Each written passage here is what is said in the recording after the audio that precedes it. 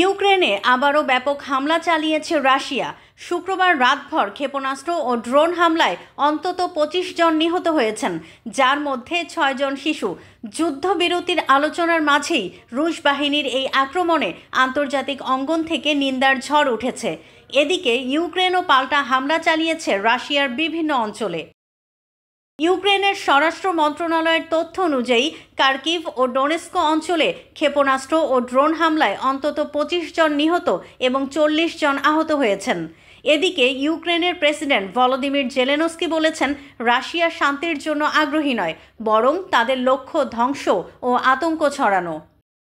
ইউক্রেনীয় কর্মকর্তারা জানিয়েছেন, পূর্বাঞ্চলীয় ডোপ্রোপিলিয়া শহরে দুটি ব্যালিস্টিক ক্ষেপণাস্ত্র হামলায় ৮টি আবাসিক ভবন ও একটি শপিং সেন্টার ধ্বংস হয়েছে।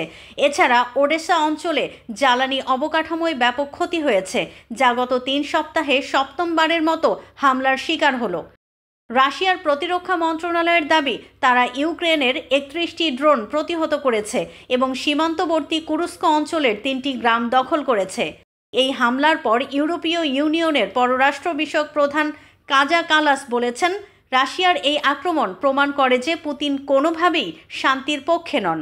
এদিকে যুক্তরাষ্ট্র ও সৌদি আরবের মধ্যস্থতায় আগামী মঙ্গলবার জেদ্দায় রাশিয়া ইউক্রেন শান্তি আলোচনা অনুষ্ঠিত হওয়ার কথা রয়েছে।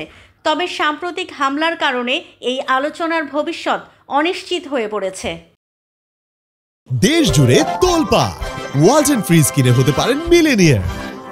এছাড়াও রয়েছে লক্ষ লক্ষ টাকার ক্যাশ ভাউচার সহ কোটি টাকার নিশ্চিত উপহার।